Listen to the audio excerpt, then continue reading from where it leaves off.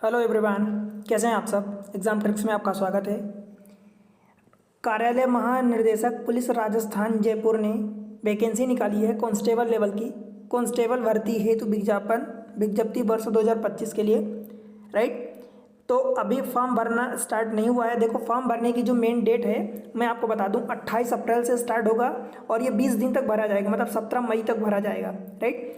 Rajasthan police अधीक्षक सेवा नियम 1989 के तहत यथा संशोधित जो भाग तृतीय है उसमें निकली है। विभिन्न पदों हेतु पुलिस के विभिन्न जिला अथवा यूनिट में कांस्टेबल सामान्य, जिसमें एक सामान्य चालक है, बैंड के रूप में 8148, non TSP and non TSP and TSP रिक्त पदों के लिए भर्ती निकली है। जो सामान्य पात्रता होगी सीनियर सेकेंडरी लेवल की होगी। 2024 में सफल रहे अभ्यर्थियों से ऑनलाइन आवेदन पत्र आमंत्रित किए जाते हैं। आवेदन पत्र ऑनलाइन भरा जाएगा राजकाम इन्फो सर्विस लिमिटेड RISL के लिए, ठीक है। कॉमन सर्विस सेंटर जो होते हैं आप वहाँ से जाके भर सकते हैं। जो डेट है, मेन डेट का ध्यान रखना, 28 अप्रैल से फॉर्म भरा जाएगा, 28 अप्रैल 2025 से 17 मई 2025 तक फॉर्म भरा जाएगा। 20 दिन का टाइम है। लास्ट डेट का आप इंतजार बिल्कुल भी मत करना, क्योंकि लास्ट टाइम बहुत परेशानी होने लगती, फिर फॉर्म भी कई बार नहीं भरा पाता, राइट।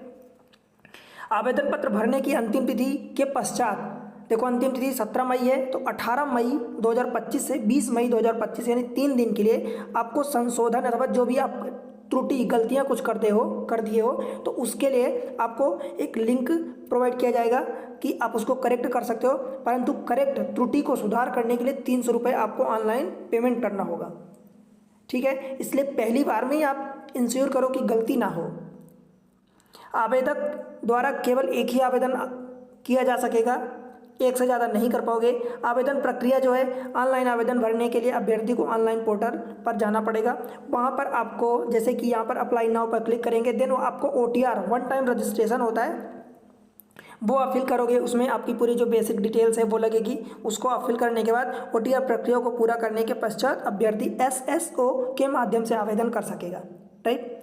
सर्वप्रथम अपना CET सीनियर सेकेंडरी लेवल का जो होता है उसको अपना भरना होगा। ये डिटेल है पूरी। अभ्यर्थी को इन ऑनलाइन आवेदन पत्र का प्रिंट अपने पास सुरक्षित रखना है, क्योंकि उसकी ज़रूरत बाद में आपको पड़ने वाली है। देखो, जब आप फॉर्म भरोगे तो वहाँ से आपका एप्लीकेशन ID जनरेट होगी, आवेदन पत्र क्रमांक जनरेट होगा, तो उसको भी आपको संभाल के रखना है। अगर आवेदन पत्र नहीं मिलता, एप्लीकेशन ID नहीं मिलती, इसका मतलब ये हुआ कि आपका जो रजिस्ट्रेशन है वो सबमिट नहीं हुआ है, फॉर्म सबमिट नहीं हुआ है।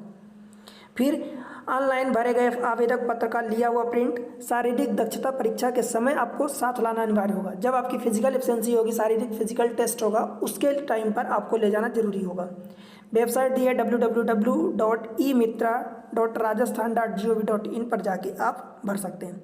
पंजीयन शुल्क क्या लगेगा, तो देखो, जो सामान्य वर्ग के क्रीमी लेयर श्रेणी में के पिछड़ा वर्ग, अति पिछड़ा वर्ग, राजस्थान के बाहर के जो आवेदक होंगे उन सबको 600 रुपये लगेगा। और राजस्थान के अगर हैं वो सामान्य वर्ग के हैं या क्रीमी लेयर के हैं तो उनको भी 600 लगेगा। राजस्थान के अगर नॉन क्रीमी लेयर में आते हैं, मतलब कि NC नॉन क्रीमी लेयर, पिछड़ा वर्ग OBC में, अति पिछड़ा वर्ग, आर्थिक रूप से कमजोर है व SC ST अनुसूचित जाति जनजाति सारी जो भी है उनको 400 रुपये लगेगा। भर्ती है तो रिक्त पद जो है वो सारी डिटेल दी है, आप उसको डिटेल में पढ़ना, आगे मिलेगा। आरक्षण जो है महिलाओं के लिए 33% का, यानी 1/3 का हॉरिजॉन्टल रिजर्वेशन मिलेगा। हॉरिजॉन्टल मतलब क्षैतिज आरक्षण। इसका मतलब ये होता है कि आपकी कैटेगरी, सपोज आप जनरल में बिलोंग करते हो तो जनरल में आपको 33%, OBC में आपको 33%, फीमेल्स को, महिलाओं को, इसी तरीके से ST SC जितनी कैटेगरी सब में आपको 33% हॉरिजॉन्टल रिजर्वेशन मिलने वाला है। फिर इंपॉर्टेंट चीज़ें कुछ और बता देता हूँ आपको। TSP क्षेत्र के अनुसूचित जाति जनजाति के लिए अनुसूचित क्षेत्र के उक्त रिक्त पदों के लिए केवल राजस्थान राज्य के अनुसूचित क्षेत्र के स्थानीय निवासी ही आवेदन कर सकेंगे। जो बाहर वाले भले अनुसूचित जाति में ही आते हैं, दूसरे राज्य के आवेदन करेंगे तो उनको जनरल के थ्रू जनरल जैसा ट्रीट किया जाएगा। अनुसूचित जाति, अनुसूचित जनजाति व पिछड़ा वर्ग के अभ्यर्थियों को नियमानुसार आरक्षण का लाभ दिया जाएगा।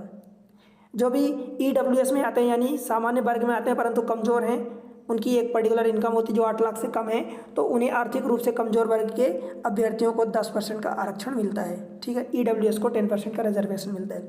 राजस्थान के बाहर के जो अभ्यर्थी हैं उनको सामान्य वर्ग जैसा माना जाएगा।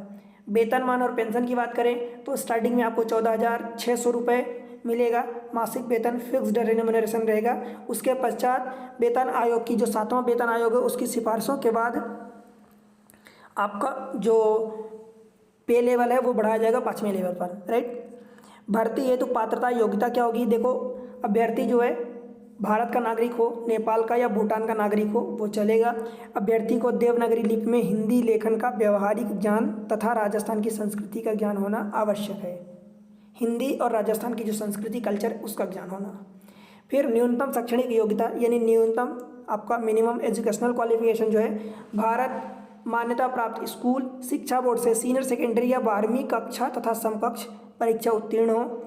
कांस्टेबल ड्राइवर पद की पात्रता हेतु आवेदक पत्र के पास लाइट मोटर व्हीकल अथवा हैवी मोटर व्हीकल LMB अथवा HMB दोनों वैध ड्राइविंग लाइसेंस आपके पास होना चाहिए। दिनांक 1 जनवरी 2026 से 1 वर्ष पूर्व का बना हुआ होना चाहिए। मतलब आप समझ लो कि 1 जनवरी 2025 के पहले का बना हुआ होना चाहिए, ठीक है।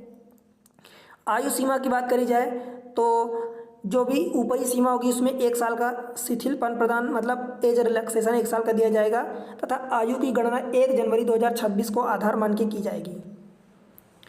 उसके बाद बात करें तो कांस्टेबल सामान्य बैंड आवेदकों के लिए जो वर्ग है सामान्य के लिए देखो निम्न तिथि के बाद का जन्म नहीं हो, मतलब जैसे कि सपोज सामान्य का मैं बात करूं यहाँ पर तो ये 1/1/2008 के बाद का जन्म मतलब पहले का नहीं होना चाहिए, बाद का जन्म चलेगा। अब पुरुषों के लिए 2 जनवरी 2002 से चलेगा, महिलाओं के लिए 2 जनवरी 1997 से चलेगा, ठीक है। ऐसे आप सभी के लिए EWS SC ST सबके लिए देख सकते हैं। कांस्टेबल के लिए बात करूं तो कांस्टेबल चालक जो आवेदकों के लिए तो सेम चीज़ आप यहाँ पर ये सारी डिटेल आप देख सकते हो, राइट, ये पूरा। फिर शारीरिक मापदंड भी होगा, न्यूनतम ऊंचाई कितनी होनी चाहिए सामान्य क्षेत्र में पुरुष महिला के लिए। फिर 12 जिले के शहरिया जो आदिम जाति हैं उनके लिए कितना होना चाहिए पुरुष के लिए महिलाओं के लिए। तो ये आपको दिया है, पूरी डिटेल दिया है, आप इनको पढ़ें और अपने अकॉर्डिंग आप इसमें निर्णय लें, ठीक है। बात करें चिकित्सीय मापदंड तो वो भी होने वाला है, होगा ही सही। नियुक्ति के लिए योग्यता जो है आप यहाँ पूरी डिटेल पढ़ सकते हैं कि क्या क्या होना चाहिए। अयोग्यता का मतलब कि किसी भी ऐसे पुरुष महिला उम्मीदवार को जिसकी एक से अधिक जीवित पत्नी या पति नियुक्त के लिए पात्र नहीं होंगे। मतलब ऐसी बहुत सारी जो कंडीशन होती है, अगर आप उसको फुलफिल नहीं कर पाओगे तो आप उसके लिए एलिजिबल नहीं होंगे।